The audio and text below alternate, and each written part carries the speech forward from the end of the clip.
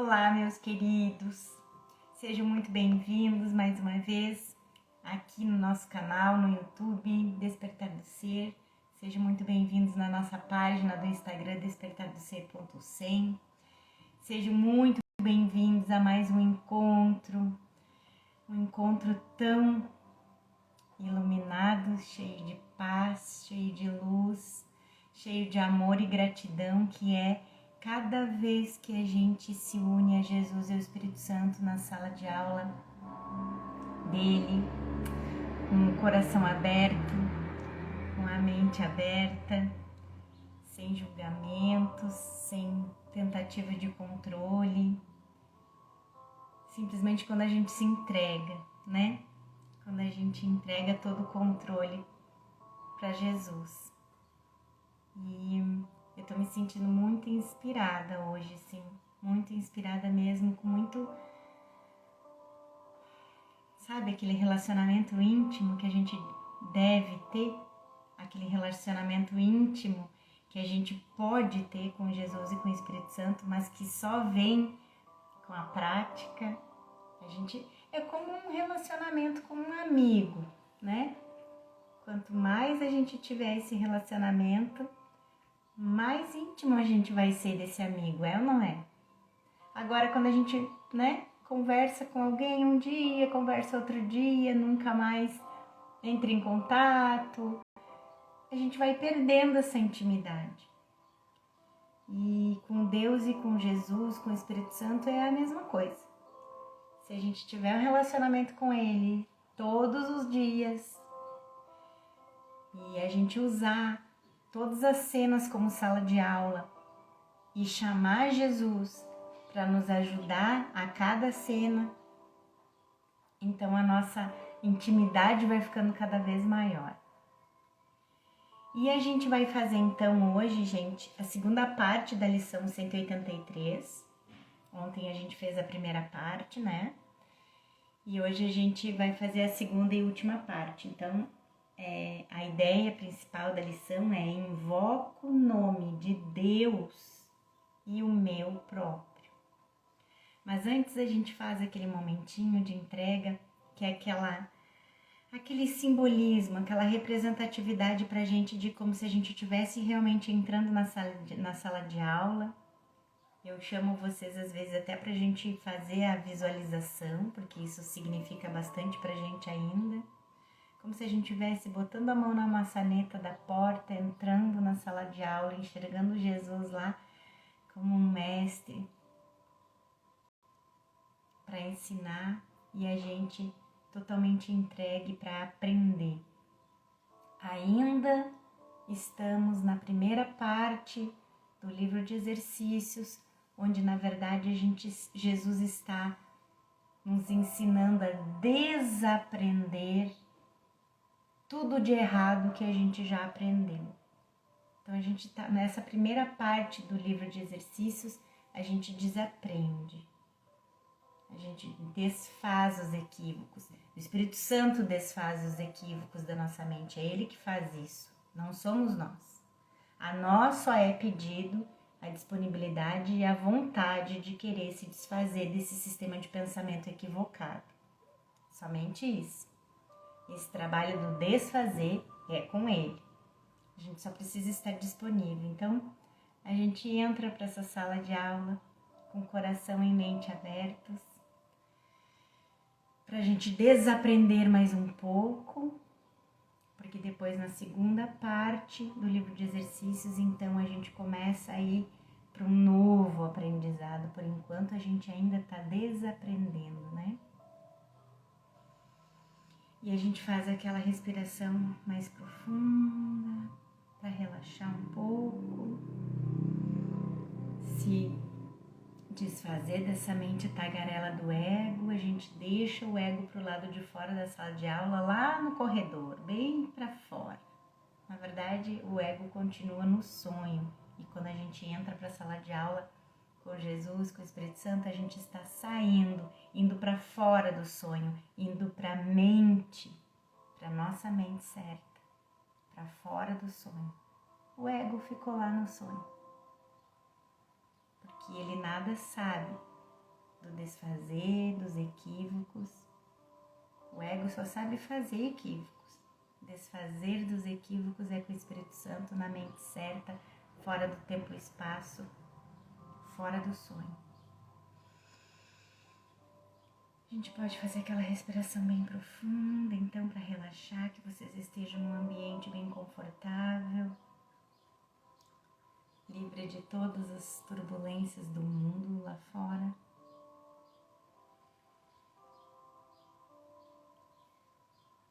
E a gente tinha visto ontem, no finalzinho da primeira parte, tinha falado uma parte do poema da Ellen, né? Diminutas coisas sem nome na terra, foi isso. Mas eu queria voltar com vocês o último parágrafo realmente da lição, para a gente poder pegar no tranco de novo. Em que Jesus diz: repete o nome de Deus e invocas o teu próprio ser. Quando a gente repete o nome de Deus, a gente está invocando o nosso ser com S maiúsculo, cujo nome é o de Deus. O teu ser é uno com Deus. Então, Jesus está dizendo, o nome de Deus, repete o nome de Deus e invocas o teu próprio ser, cujo nome, então, o teu próprio ser tem um próprio nome de Deus. Repete o nome de Deus e todas as diminutas coisas sem nome na terra entram rapidamente em perspectiva certa. E aí que o professor Kenneth tinha dito que a perspectiva certa é definitivamente ver o mundo como uma sala de aula. Aproveitar qualquer cena como uma sala de aula, como uma lição de perdão. E aí ele ainda diz, né, que Jesus não está solicitando que a gente libere tudo, mas simplesmente mudar a nossa perspectiva. A mudança da figura torturada de que já falamos anteriormente, né? Quem precisar assistir de novo a aula de ontem, pode assistir. E, mais uma vez, essa é a parte 2. Quem não assistiu a parte 1 ainda, convido vocês. Está disponível no YouTube, no Instagram, para vocês assistirem a parte 1 dessa lição. É muito importante.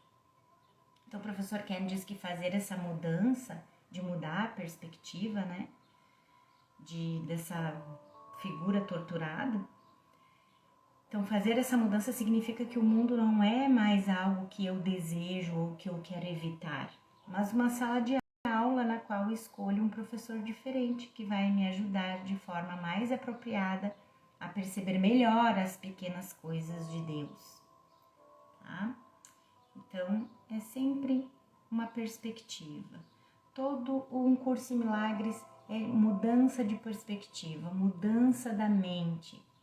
É parar de enxergar esse mundo como algo maravilhoso, como algo extraordinário, uma coisa que veio de Deus, ou uma coisa horrível, uma coisa triste, de dor, de sofrimento, que só pode ter sido feito pelo demônio, como muita gente fala, né? Na verdade, no fundo né, gente? Porque quem fez o mundo foi o ego. E o ego, para nós, é o capetinha. Mas, em vez da gente ficar nessa perspectiva, então, né?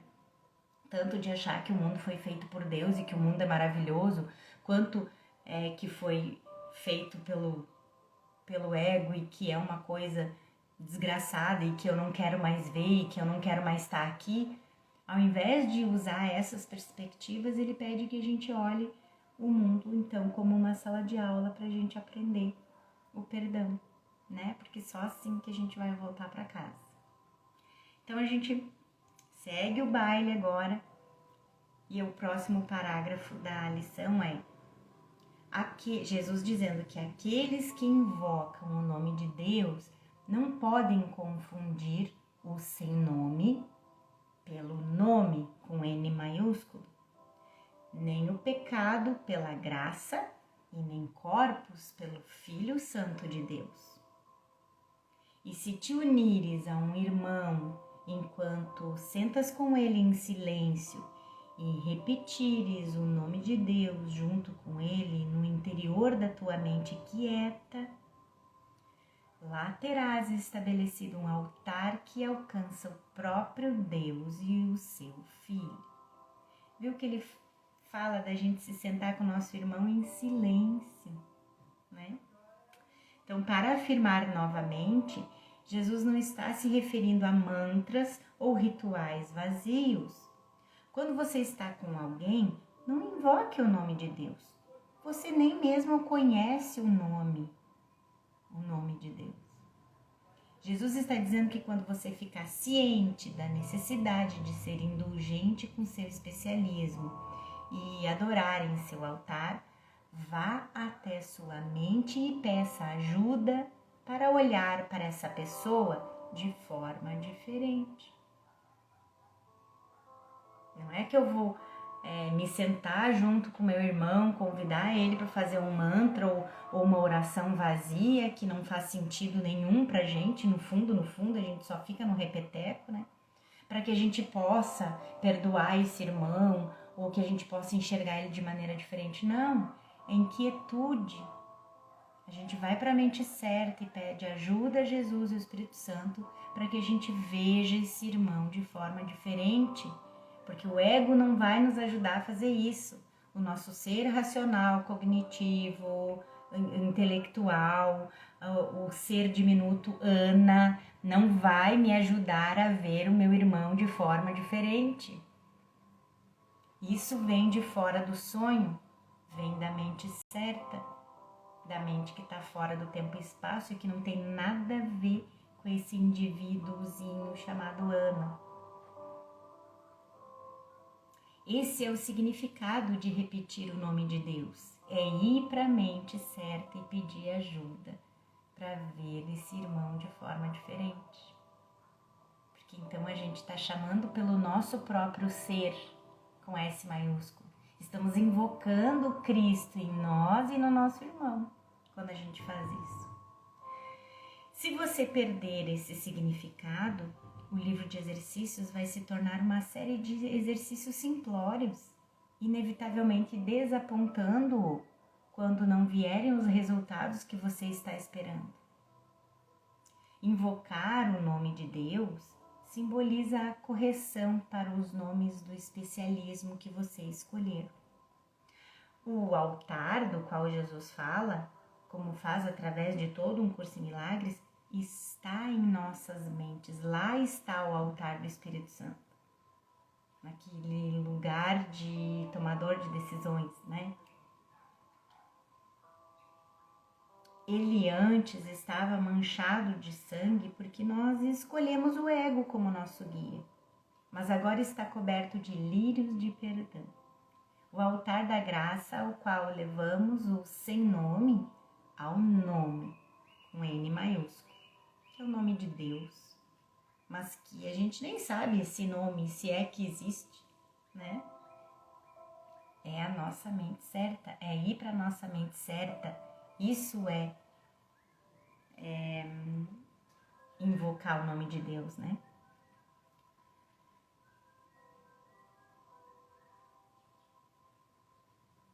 Então, o altar da graça, ao qual levamos o sem nome ao nome, com N maiúsculo, que quer dizer levar, sair do nosso corpo para ir para a mente, né?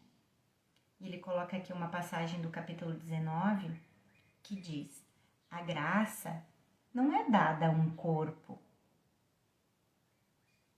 A graça não é dada a um corpo, mas à mente.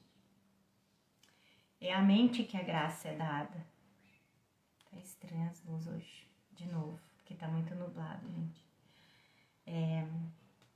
O milagre, a graça, ela é feita na mente. E é isso que Jesus fazia quando Jesus curava, quando pareceu andar aqui por esse mundo. Ele curava porque ele se unia à mente certa do irmão. a mente certa unificada, a mente que era Jesus Cristo e que era um outro qualquer, ele se unia em unicidade à nossa mente certa e o milagre era feito na mente da pessoa. A graça era na mente da pessoa, era na causa. O milagre era na causa, não no efeito, que era o corpo e que era a doença que estava sendo, que era o efeito da mente doente, né? Então a graça não é dada a um corpo, mas à mente. E a mente que recebe, olha de imediato para além do corpo e vê o lugar santo onde ela foi curada.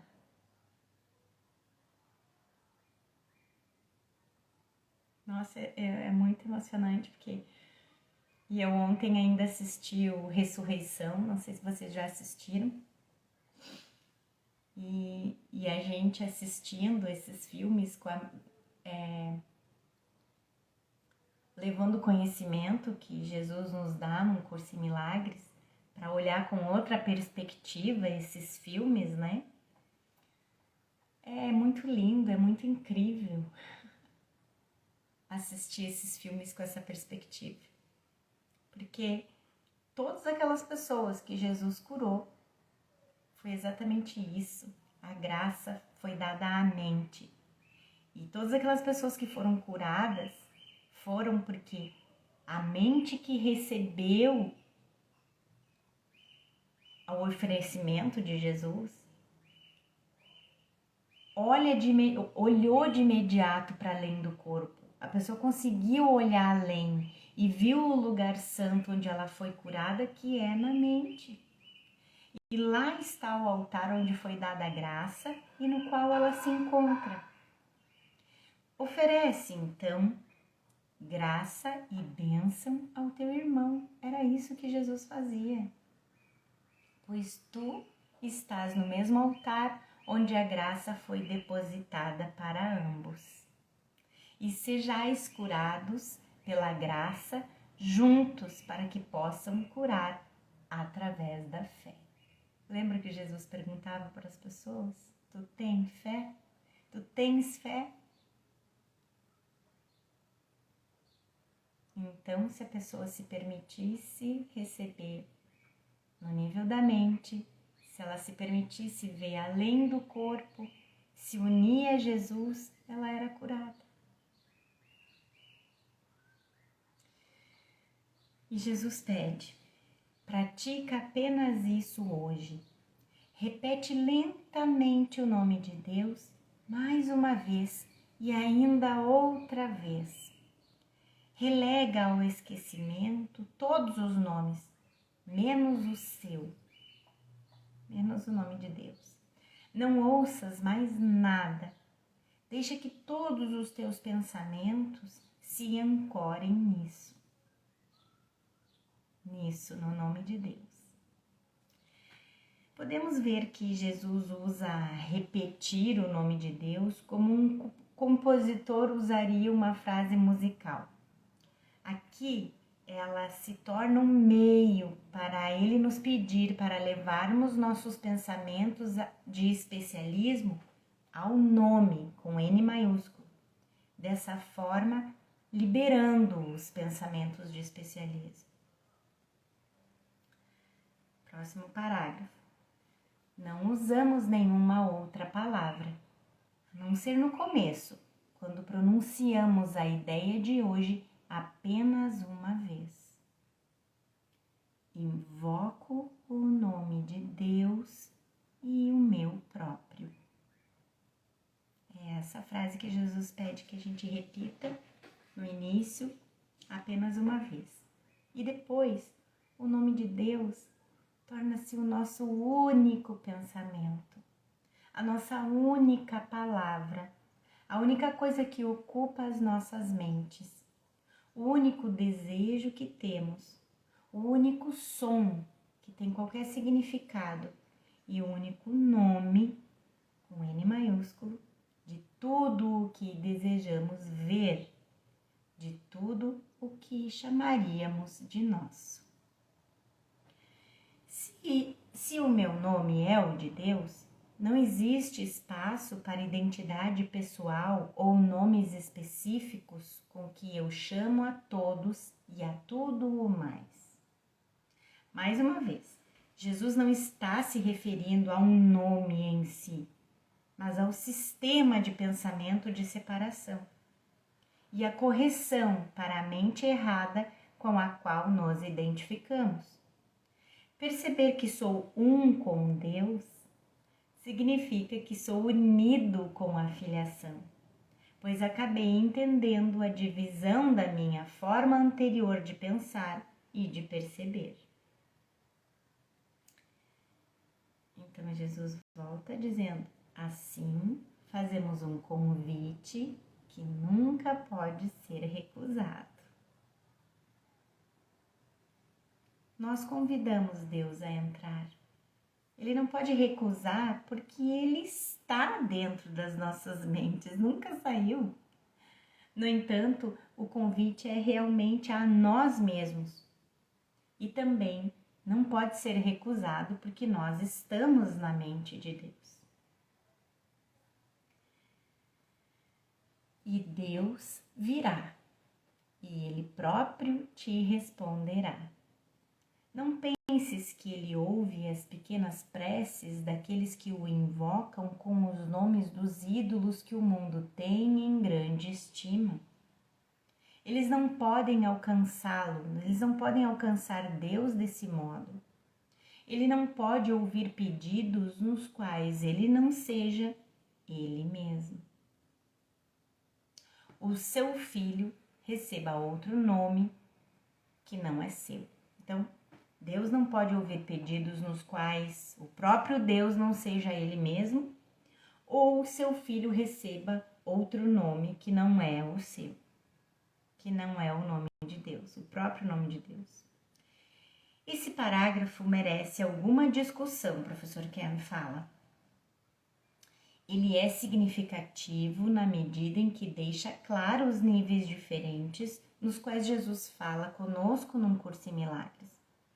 Não entender esses níveis inevitavelmente resulta em compreensão equivocada e distorção dos seus ensinamentos, e depois, com a mesma certeza, em suas aplicações equivocadas. Sim, gente, a gente sempre confunde, todos nós, todos os estudantes, a gente tem essa dificuldade, principalmente no início, de confundir os níveis, né?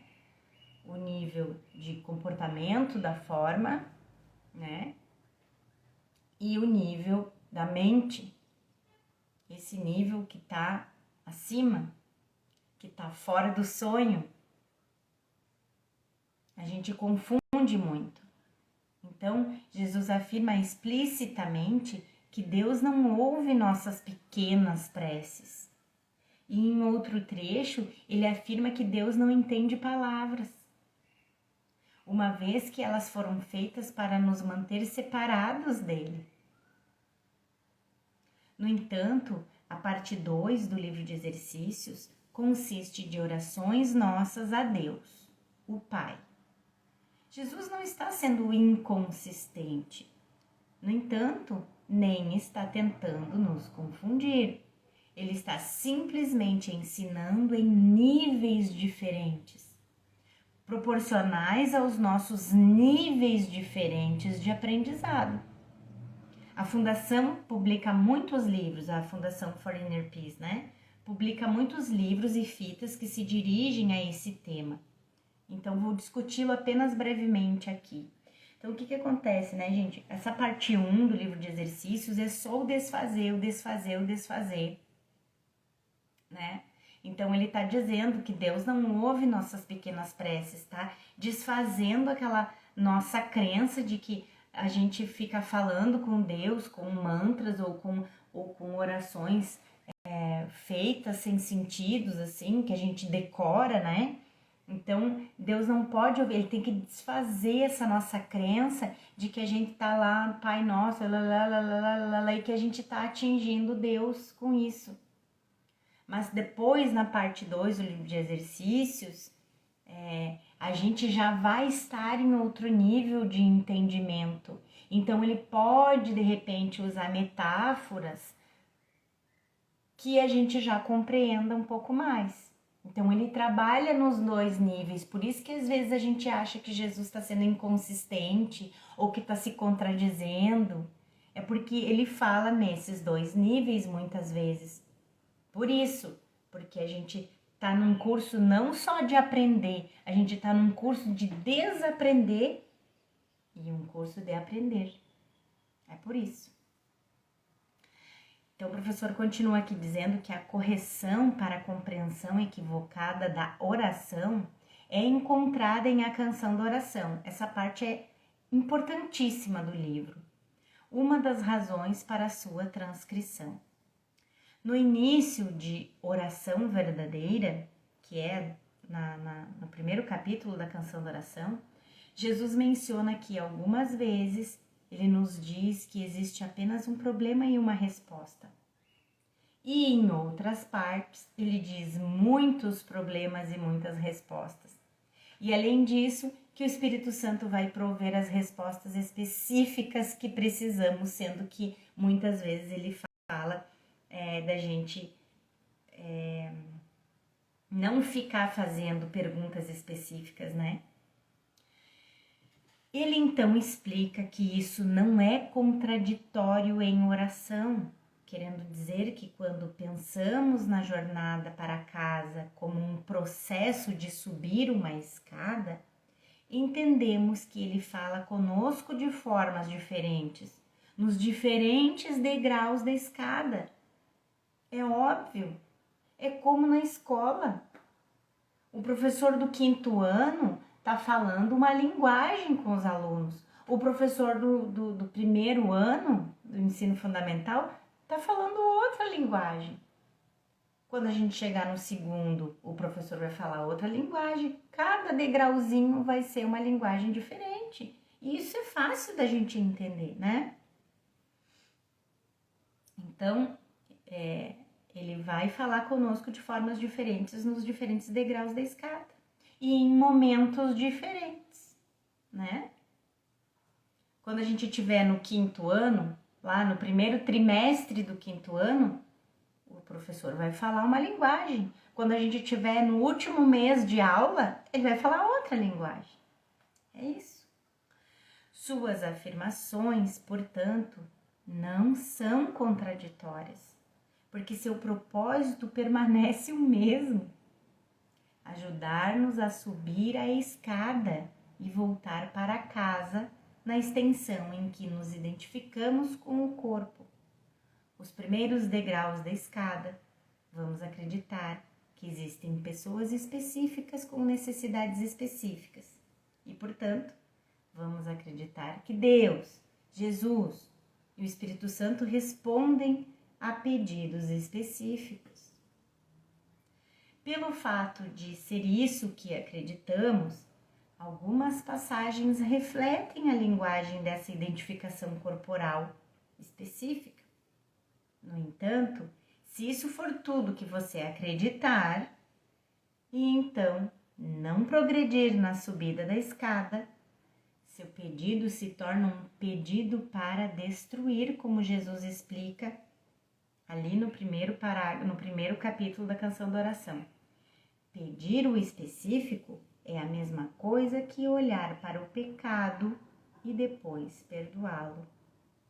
É dizer que o pecado é real para depois perdoar o pecado. Isso é o pedir o específico. Vamos lá, assim, um exemplo bem... Acreditar que é possível ter falta, que é possível o Filho de Deus viver na escassez e depois tentar curar essa coisa específica. Porque eu estou tornando real que o Filho de Deus pode sofrer falta, pode sofrer escassez.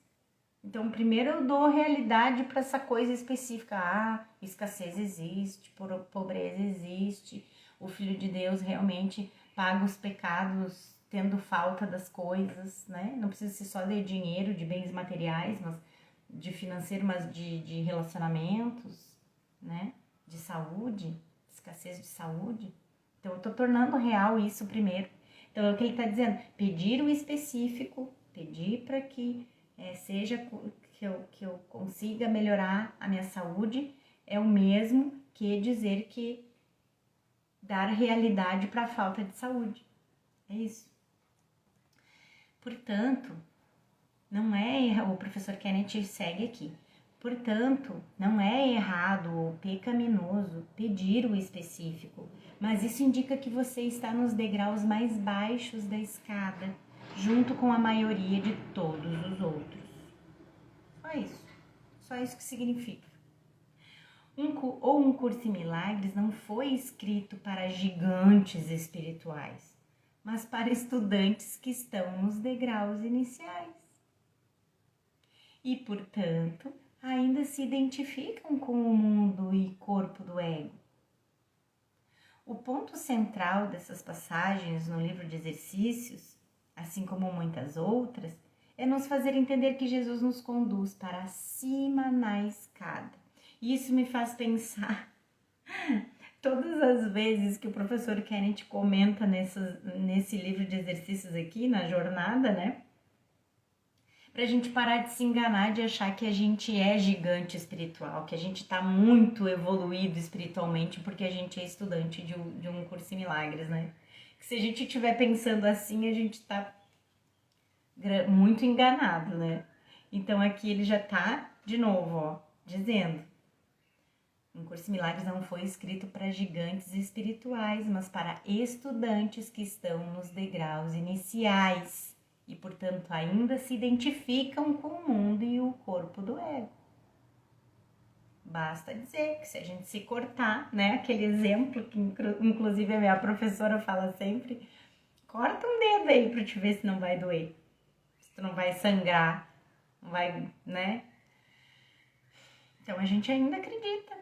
E a gente tá nesse degrau e tá tudo bem, tá bom?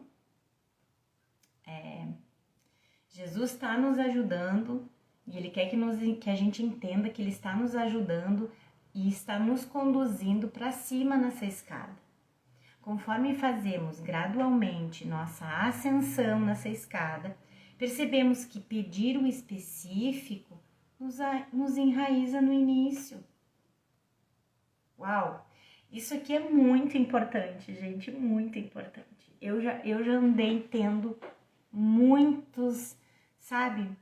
Uns insights assim que não fica muito tempo na cabeça e depois some, e depois volta. É uma compreensão que eu tenho e que parece que perco, sabe? Tenho e perco dessa coisa da especificidade. Então, eu muitas vezes eu penso assim, a generalização, eu tô ficando cada vez mais íntima dessa generalização, porque eu sei que se eu curar o problema na mente de acreditar na separação, no sistema de pensamento do ego, de pecado, culpa e medo, eu resolvo tudo. Então por que eu vou ficar pedindo coisa específica? É ou não é verdade? É que nem, vamos dizer assim, é que nem, dar um exemplo aqui pra gente que a gente possa entender melhor, que nem, por exemplo, assim, eu tenho diabetes, colesterol alto, esteatose, síndrome metabólica, porque para quem entende um pouco dessas coisas de saúde do corpo aí.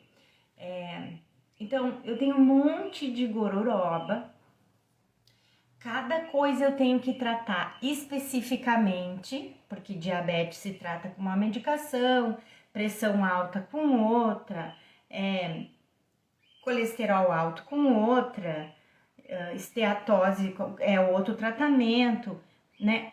Mas se eu mudar totalmente a minha forma de me alimentar, totalmente a minha forma de pensar, totalmente a minha forma de andar no mundo, de me exercitar, de deixar de ser sedentária, de trazer mais alegria para minha vida, de perceber tudo com mais alegria. Se eu mudar isso tudo, eu vou emagrecer,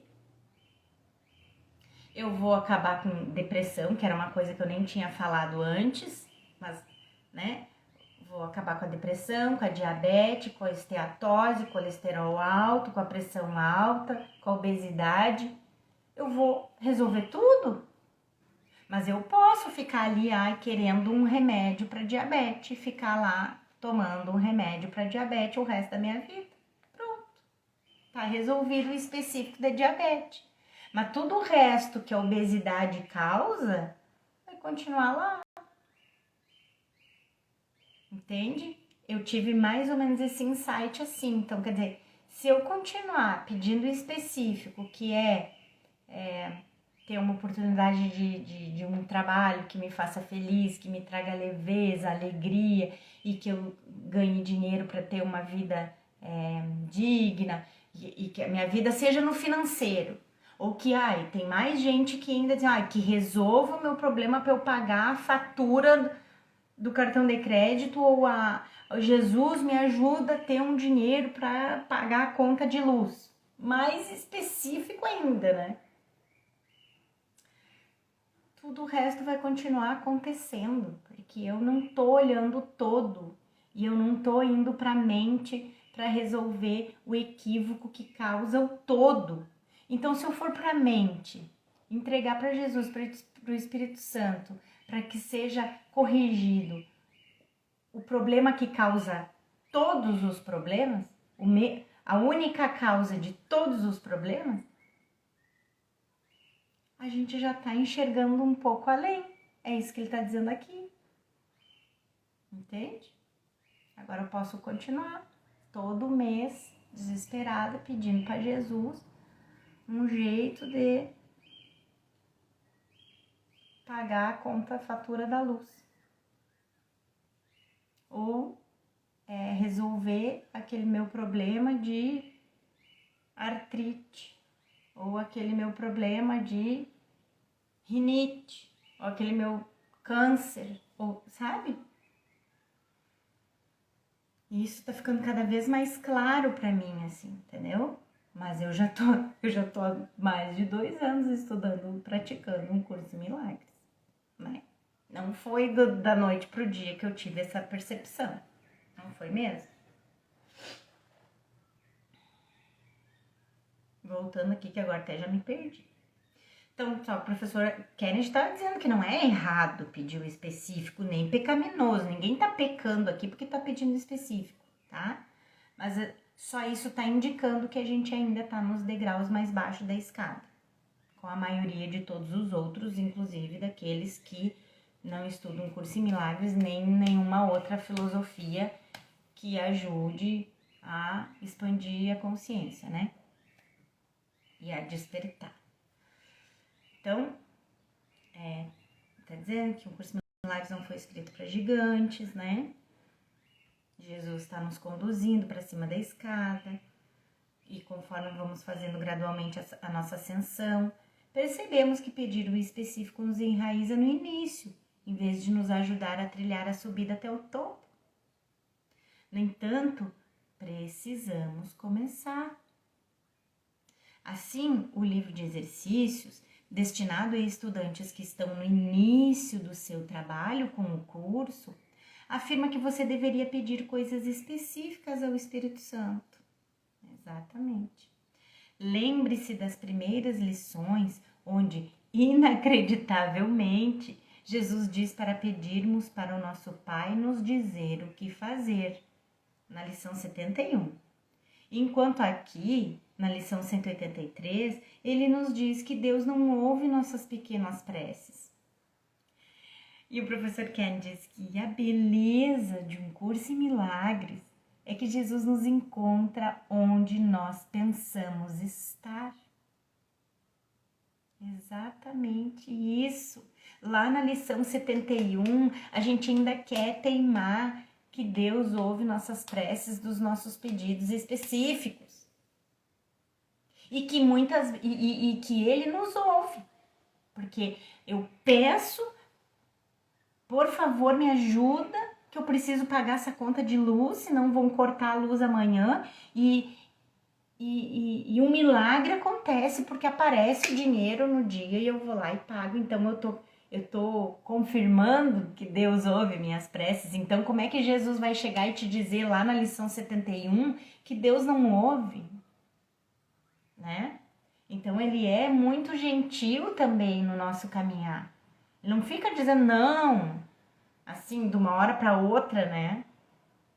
Mas de vez em quando ele nos dá uma chacoalhadinha. Aí ele segue onde a gente tá, gentilmente, daqui um pouco dá mais uma sacudidinha, né? E assim ele vai. E assim ele nos ganha. Então, a beleza de um curso em milagres é que Jesus nos encontra onde nós pensamos estar. No entanto, seu amor é tal que ele não quer que permaneçamos aí. Exatamente. Por isso, ele não quer nos acordar bruscamente, mas daqui um pouco ele dá uma... né? Que nem a gente acordando alguém que tá na cama lá, que a gente vai e fala baixinho, depois a gente vai e encosta, depois a gente deixa a pessoa dormir mais um pouquinho, aí a gente vai lá, né? É gentilmente, porque ele não quer que a gente continue adormecido nas ilusões, né? Então, o trabalho todo do curso milagre é para nos acordar. Então, uma hora ele tem que começar a nos dar a sacudidinha, né? Então, o seu amor é tal que ele não quer que a gente permaneça aí. A gente tem que ascender na escada. Nós precisamos segurar sua mão e pedir a ele as coisas específicas que queremos, como Ellen fez. Mas nos lembrarmos, como ele lembrou a Ellen, que se continuarmos dessa forma, indefinidamente, isso vai nos ferir. E a aceitação da Ellen sobre isso foi o estímulo para o ensinamento correto encontrado no panfleto. Jesus disse a ela, como escrevi em ausência de felicidade, você não tem estado errada sobre pedir, mas podemos fazer melhor do que isso.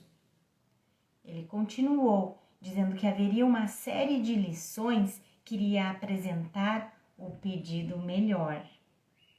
Essa série de lições evoluiu no que hoje é o panfleto, que eu acho que é a canção da oração, né? Que é pra gente aprender a fazer oração. Assim, não é errado pedir coisas específicas a Jesus. De fato, seria tolo não fazê-lo, se essa for a sua necessidade. Na realidade, a necessidade de todos no início é pedir o específico. E seria simplesmente arrogante pensar que estamos além disso. Enquanto você olhar no espelho e vir alguém olhando de volta, vai precisar pedir ajuda específica. E tá tudo bem.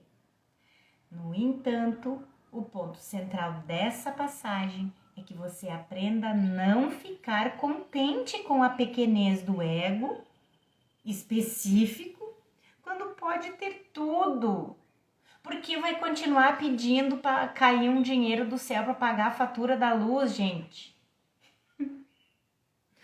Ai, Jesus.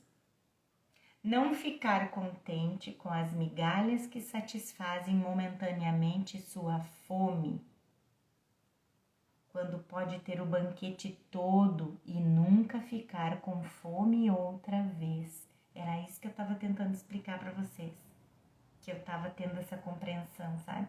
Para que eu vou continuar pedindo uma coisa específica se eu pedir para resolver o tudo, tudo vai ser resolvido? Para que eu vou pedir um pão para agora de meio-dia se eu posso nunca mais passar necessidade?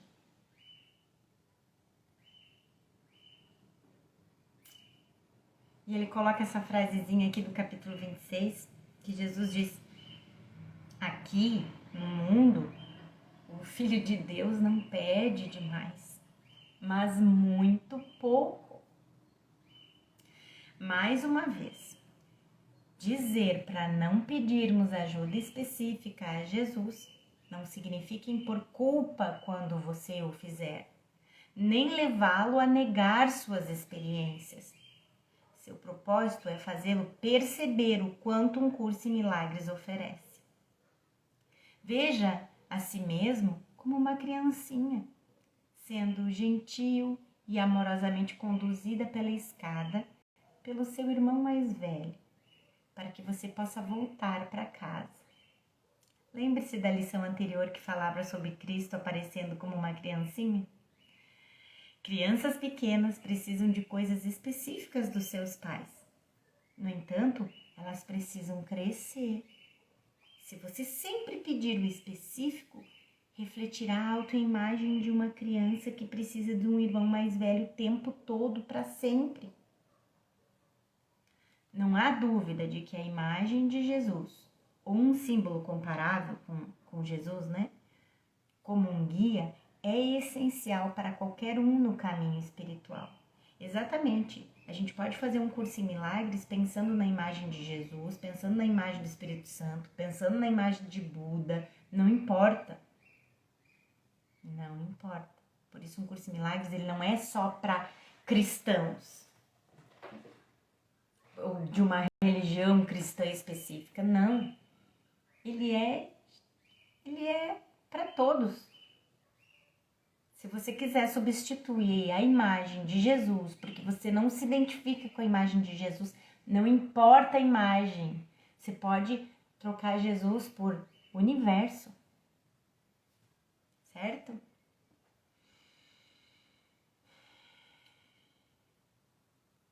Voltando aqui. Então é isso, não há dúvida de que a imagem de Jesus ou um símbolo comparável a Jesus, como um guia, é essencial para qualquer um no caminho espiritual. Se, no entanto, você permanecer como um irmãozinho pequenininho, um irmão pequeno, nunca vai despertar. Jesus nos diz com muita frequência que nós somos o mesmo. E pedir o específico nega essa igualdade, afirmando em vez disso, você e eu somos diferentes. Por favor, nunca me deixe, pois preciso sempre de você. É o que a gente está dizendo. Não sou capaz sozinho, eu não sou nada sozinho, ou eu sou... Como é que as pessoas dizem mesmo? Pessoas que não se sentem merecedoras, se sentem pecadoras. Não sou digno, né? Não sou digno. Então, por favor, não me deixe, preciso sempre de você. Na verdade, ele nunca vai deixá-lo, mas você nunca vai deixar seu lar terreno também. É isso. É que, na verdade, ele está nos ensinando a voltar para casa. Só voltando para casa, a gente vai lembrar de quem a gente é, vai lembrar de Deus, vai lembrar de casa, vai lembrar que Jesus e nós somos o mesmo, Filho de Deus, né? Mas a gente pode querer escolher continuar aqui até se sentir preparado, né? E é o que ele está dizendo. Jesus nunca vai te deixar. Se você ainda se sentir por muito tempo como uma criança pequena que precisa do irmão mais velho, sempre dependente. Ele não vai te deixar, porque ele não tem ego. Ele não vai dizer assim, não vou mais ajudar porque eu já ajudei que chega e ele não se ajudou, então se vira, como é aqui no mundo, né? Aqui no mundo os egos fazem isso, já te dei ajuda que chega, já te ajudei demais, tu não quis se ajudar, então agora te vira, não quero mais saber de ti. Aqui no mundo é assim mesmo, mas Jesus não faz isso com a gente. Só que ele quer dizer que ele nunca vai deixar a gente, só que a gente nunca vai despertar. A gente nunca vai deixar o lar terreno. A gente vai continuar sempre dependente, né? Sem assumir o nosso lugar, sem reconhecer o nosso poder, a nossa grandeza, a nossa natureza, né? Mais uma vez, o professor Kennedy está repetindo. Não se sinta culpado porque você pede o específico. No entanto, perceba que esse é apenas o início da jornada. Se você for realmente sério sobre despertar do sonho do mundo, precisa ir além da pequenez da infância para a maturidade. E então não vai mais precisar de Jesus como um professor. Você aí vai perceber que é o adulto espiritual que ele é.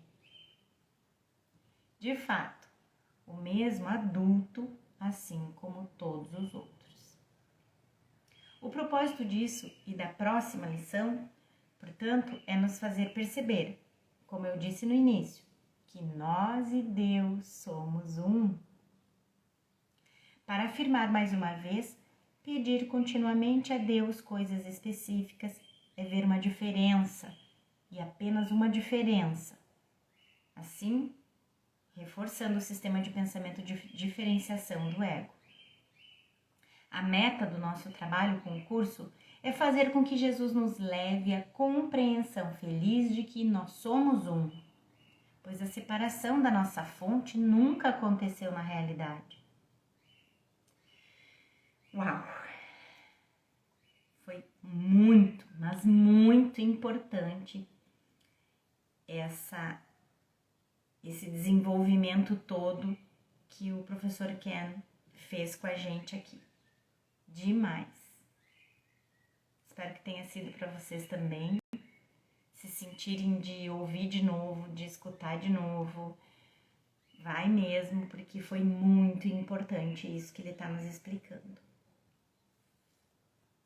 E a gente vai voltar, então, depois de toda essa explicação do professor Ken, vamos voltar para a lição. Mais um parágrafo, tá? Repete o nome de Deus e tu o reconheces como o único criador da realidade. E também reconheces que o seu filho é parte dele, criado em seu nome. Aqui, novamente, está a ideia de que somos parte de Deus, não separados dele. No entanto, você pede a ele ou ao Espírito Santo ajuda específica. Isso afirma sua separação. Jesus nos lembra de que somos um com nossa fonte, criado em seu nome. Não, mentira, gente, é criando em seu nome, criando em nome de Deus. Até vou repetir o parágrafo, tá? Repete o nome de Deus e tu o reconheces como o único criador da realidade. E também reconheces que o seu filho é parte dele, criando em seu nome. Isso quer dizer que somos co-criadores com Deus, não no mundo, na mente, no céu. Lembre-se dessa passagem do texto, capítulo 25. Pai, Filho e Espírito Santo são como um só, assim como todos os teus irmãos se unem como um na verdade. Cristo e seu Pai nunca foram separados, e Cristo habita dentro da tua compreensão, na parte de ti que compartilha a vontade do seu Pai. Essa compreensão, entretanto, não pode vir até nós como criancinhas longe de casa, mas apenas a adultos. Quando despertamos do sonho e entendemos nossa identidade como Cristo. Exatamente, só quando a gente cresce, quando a gente amadurece, quando a gente se coloca como adultos, é que a gente pode entender a nossa identidade como Cristo. Antes a gente não tem preparo, como uma criança aqui no mundo que não tem preparo para grandes responsabilidades, né? Segue na lição. Que lição maravilhosa, gente do céu. Sabe que até eu vou falar para vocês que a primeira parte eu não senti que ia ser tão maravilhosa. Mas essa segunda parte está sendo iluminada. Mais um parágrafo, Jesus nos pede: senta-te silenciosamente e deixa que o seu nome de Deus, torne-se a ideia toda abrangente que ocupa a tua mente por completo. Deixa que todos os pensamentos se aquietem, menos esse. Invoco o nome de Deus e o meu próprio. E a todos os outros pensamentos, responde com esse e vê o nome de Deus tomar o lugar dos milhares de pequenos nomes que deste aos teus pensamentos, sem reconhecer que há apenas um nome para tudo o que é e tudo o que será. É nossa função silenciarmos o ego. Jesus não pode fazer isso por nós. Invocar o nome de Deus é a correção da mente certa para o nosso pensamento da mente errada. No entanto, não podemos corrigir os pensamentos da mente errada a menos que primeiro percebamos que os temos. Se a gente não tem consciência que a gente está tendo pensamentos equivocados, como que a gente vai entregar para que eles sejam corrigidos? É por isso que, para afirmar o ponto ainda mais uma vez, esse não é um curso em amor, verdade e realidade, mas em desfazer a culpa, medo e especialismo através da escolha de Jesus no silêncio do instante santo, trazendo todos os nossos pequenos pensamentos de ódio ao seu pensamento único de amor. E o professor Ken então nos traz essa passagem no capítulo 31, em que Jesus diz: então, vamos aguardar um instante em quietude, esquecendo tudo o que pensamos que ouvimos, lembrando-nos de quanto nós não sabemos. Aquieta-te e escuta. Não penses pensamentos antigos. Vem sem nenhum pensamento que tenhas aprendido antes e põe de lado todas as imagens que fizeste. O velho sucumbirá diante do novo sem a tua oposição ou intenção. Nada irá ferir-te nesse lugar santo, ao qual vens para ouvir em silêncio e aprender a verdade sobre o que realmente queres. Não te será pedido para aprender nada mais do que isso. Mas à medida em que ouvires, compreenderás que apenas necessitas vir sem os pensamentos que não quiseste e que nunca foram verdadeiros. Ai, que lindo, meu Deus! Capítulo 31, seção 2. Hoje, podes alcançar um estado em que experimentarás a dádiva da graça. Podes escapar de toda a escravidão do mundo e dar ao mundo a mesma liberação que achaste. Podes lembrar-te do que o mundo esqueceu e oferecer-lhe a tua própria memória. O que o mundo esqueceu, nós agora podemos nos lembrar. O amor repleto de paz que oferecemos aos outros por sua própria presença em nós. Esse tema de esquecer o ego e nos lembrarmos de Deus, através do perdão, é similar a essas passagens no texto. É do capítulo 7, tá, gente? Tu o tens esquecido. Esquecido Deus, né? Mas o Espírito Santo compreende que o teu esquecimento tem que ser traduzido em um modo de lembrar.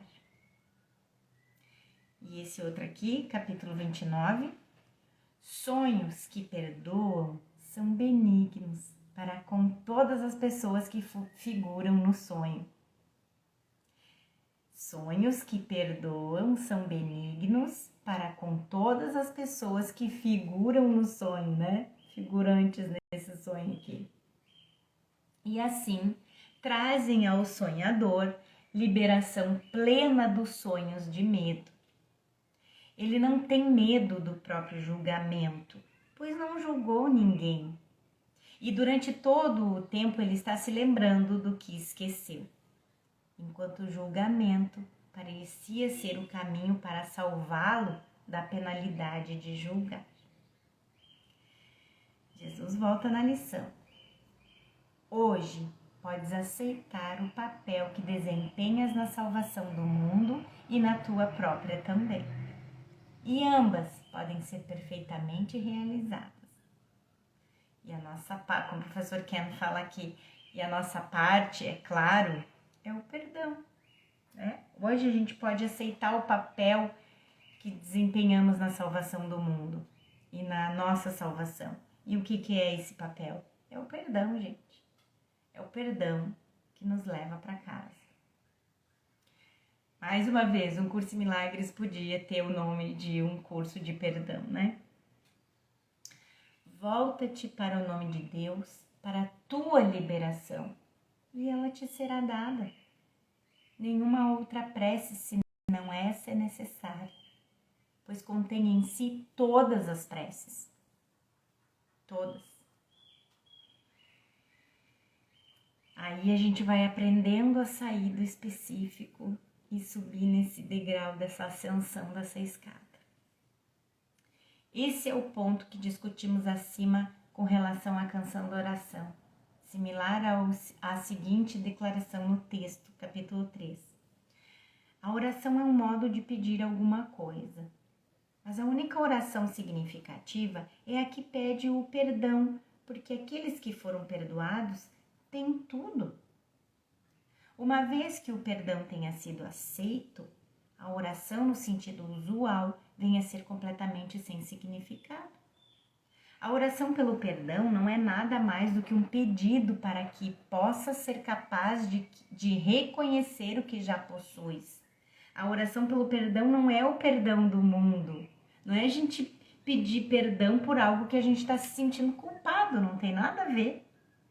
A oração pelo perdão não é nada mais do que um pedido para que possa ser capaz de reconhecer o que já possuis. Tudo. No panfleto, então, Canção da Oração, Jesus cita a famosa passagem no Sermão da Montanha. Busque primeiro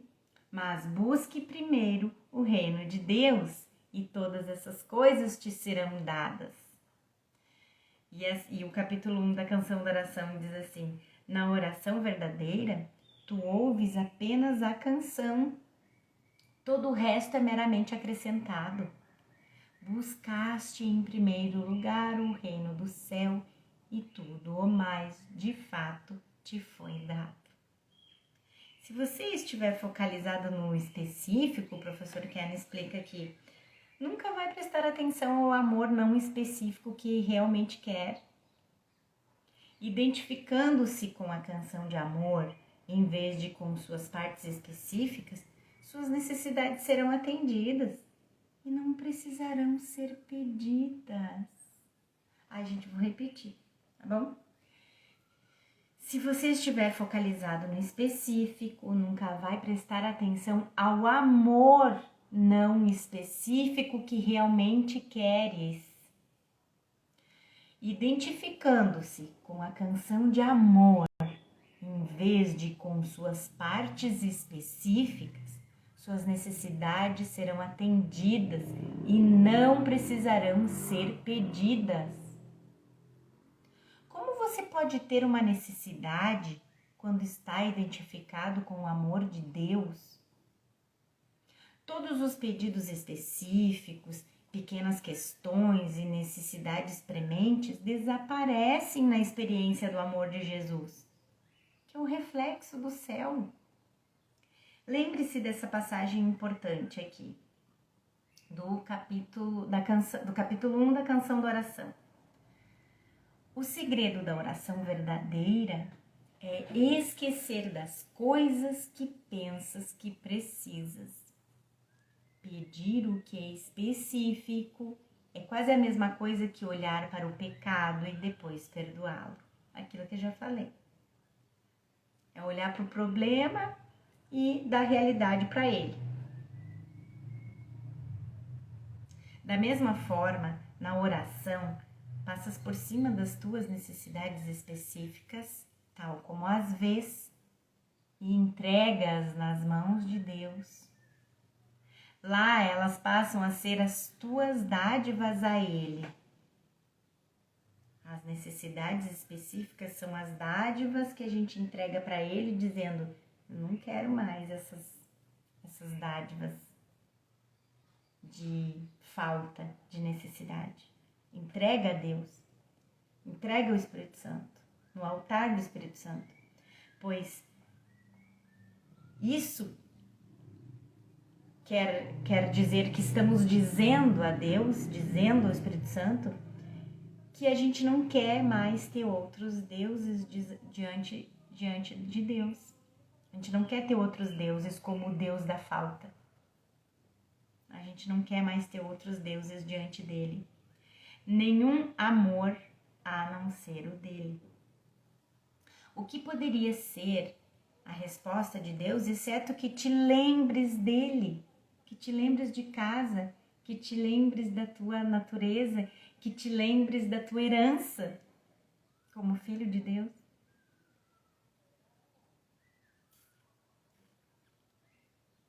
Já me perdi. Ainda na canção da oração.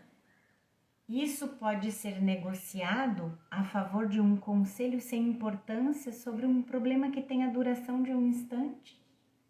Sim, porque o específico é um probleminha que tem a duração de um instante, é uma coisa ilusória. Deus só responde a favor da eternidade. Mas, ainda assim, todas as pequenas respostas estão contidas nisso. Então, no todo, está contido no todo. A resposta para tudo. Voltar-se para o nome de Deus significa voltar-se para Jesus como seu símbolo. Nós vimos a discussão de Jesus sobre o que significa invocar o nome de Jesus Cristo, lá no Manual de Professores, capítulo 23. Ele afirma o mesmo ponto aqui, de simbolizar o amor que não é desse mundo. Invocar seu nome não é um mantra ou fórmula para o sucesso, mas realmente invoca um sistema de pensamento que reflete o amor de Deus, o oposto completo de tudo que esse mundo oferece. E Jesus continua na lição. As palavras são insignificantes e todos os pedidos desnecessários quando o Filho de Deus invoca o nome do seu Pai. Para recapitular, quando você inicia a jornada, pedir o específico é importante, como uma forma de reforçar seu relacionamento com Jesus.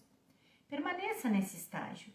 No entanto, você não vai progredir até aprender a totalidade do seu sistema de pensamento da mente certa. Você pode experimentar receber ajuda específica para questões específicas. No entanto, existirá sempre o perigo de não retornar ao amor abstrato do céu.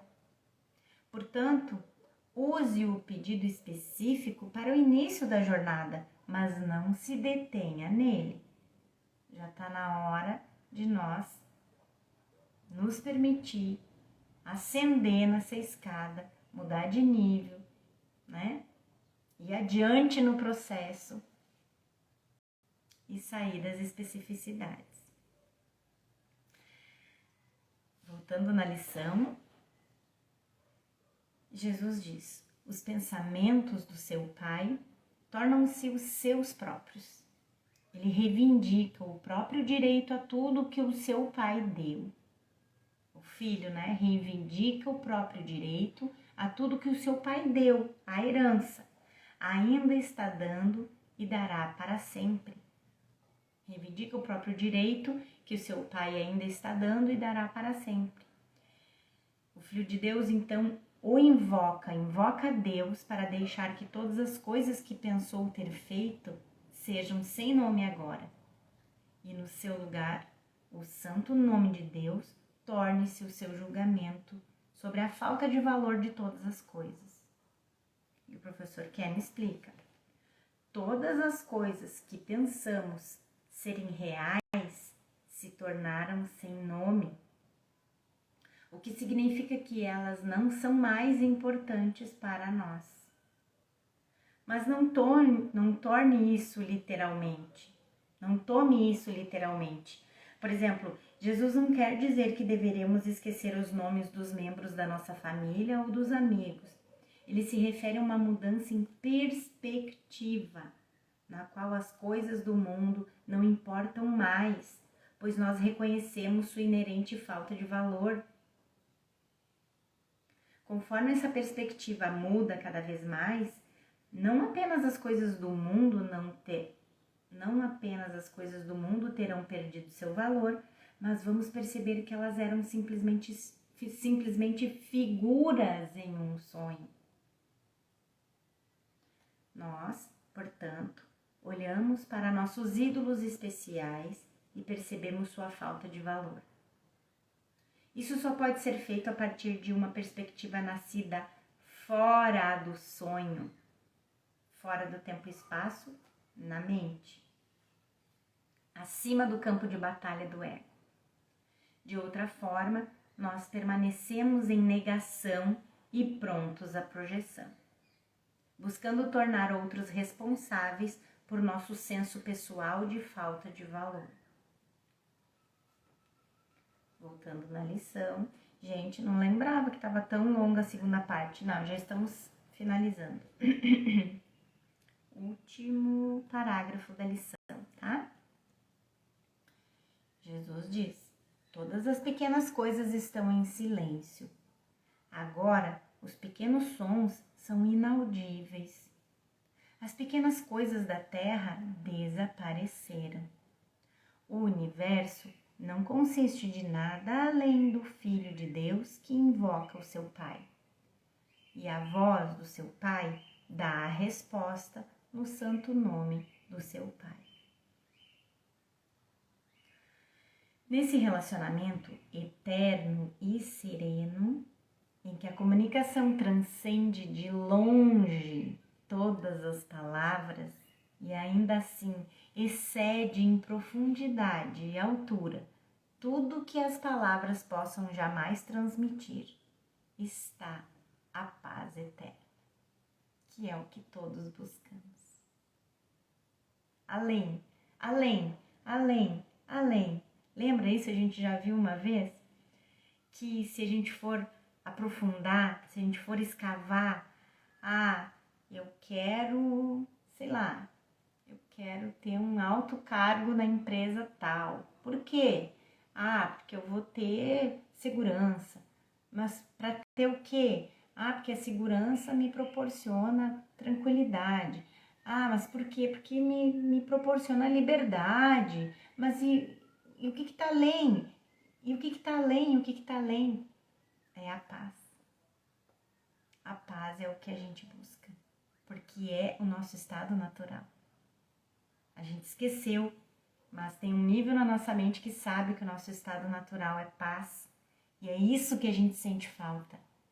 É disso que a gente sente falta o tempo todo, uma falta, um buraco existencial, uma coisa que a gente não sabe explicar o que é a paz.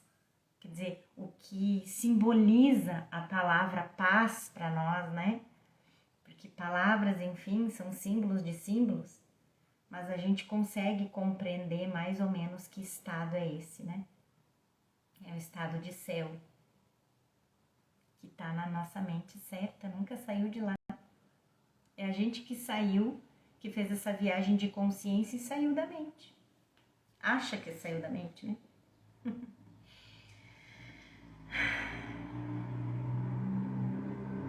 Em nome do nosso Pai, hoje queremos experimentar essa paz. E em seu nome ela nos será dada. Quando escolhemos Jesus como nosso professor, invocamos o nome de Deus e nesse instante santo, as pequenas coisas que estão em silêncio, como Jesus diz, estão quietas. As especificidades da vida deixam de fazer exigências e assim são aquietadas. Elas não desaparecem da consciência, mas o valor e importância que colocamos sobre elas se foram. Nós encerramos com outro dos pequenos poemas de Ellen, Os Espelhos de Cristo, que que descreve docemente a mudança de percepção que descrevemos, que nos leva da turbulência à paz, do passado amargo ao presente quieto, dos nomes das ilusões ao nome eterno, N maiúsculo, que compartilhamos com Deus. E ele diz: uma brisa veio, um pequeno lago se levanta de repente, cintila um instante brilhante e se aquieta. Um riacho jorra colina abaixo e é mantido dentro da taça que as montanhas unidas preenchem.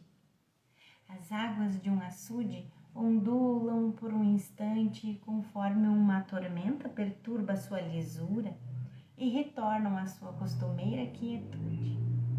O mar se inclina profundamente para baixo, em um redemoinho, e então se ergue novamente para capturar a lua. Então, todas as coisas vêm à paz, distantes da turbulência e do passado, unidas em salvação, para se tornarem os espelhos silenciosos da face de Cristo, afinal. E que fiquemos em quietude com essa lição maravilhosa.